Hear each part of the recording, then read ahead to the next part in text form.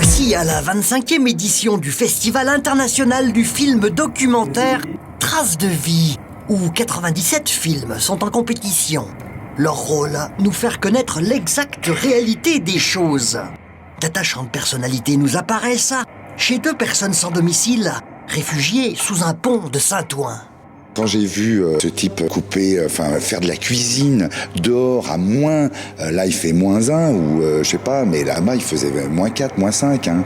J'ai trouvé ça complètement incroyable, quoi. Au début du film, il y en a un qui dit on ne vole pas, hein, on achète les 30 œufs là pour 3 €. Les 30 œufs on les achète. L'un d'eux travaillait puisqu'il y a le marché aux puces à côté. Bon il donnait un coup de main, mais ils se sont ouverts 100 fois plus que n'importe qui. Et j'ai eu cette impression que je venais chez eux. D'accord, on est dans la rue, mais on a toujours la même dignité et on vous reçoit, on te reçoit Philippe, et on va nettoyer comme il faut les sièges. J'étais un hôte, quoi, j'étais un roi.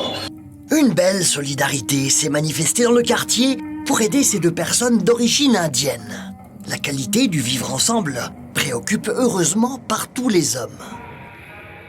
Partons d'ailleurs pour l'Iran retrouver le réalisateur Mehran Tamadon. Il est iranien, aussi athée que laïque, et a eu l'audace d'inviter chez lui dans son film iranien 4 mollahs, les guides spirituels de la République islamique.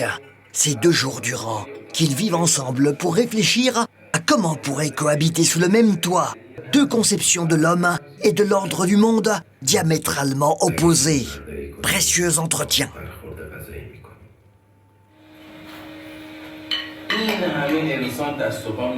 J'ai l'impression qu'il peut y avoir un dialogue. Pourquoi ? Parce que je pense que l'autre, il est capable de changer au même titre que moi, je suis capable de changer. De la même manière qu'il a changé pour rentrer dans cette pensée-là, il est aussi capable de changer pour sortir de cette pensée-là.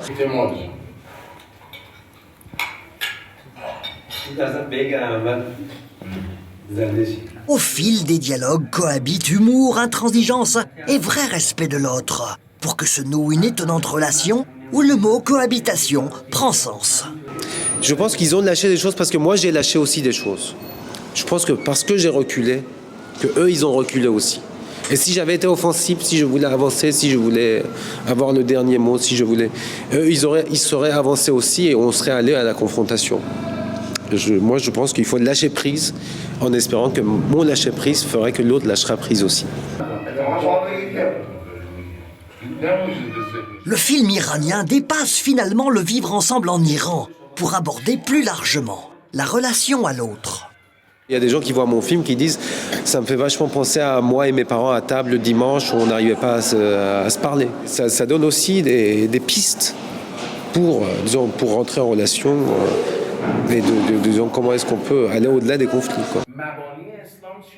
Parce qu'il est vrai que tout s'apprend et que le film documentaire s'avère aujourd'hui un très précieux vecteur d'éducation populaire pour que se comprennent et vivent en harmonie les hommes.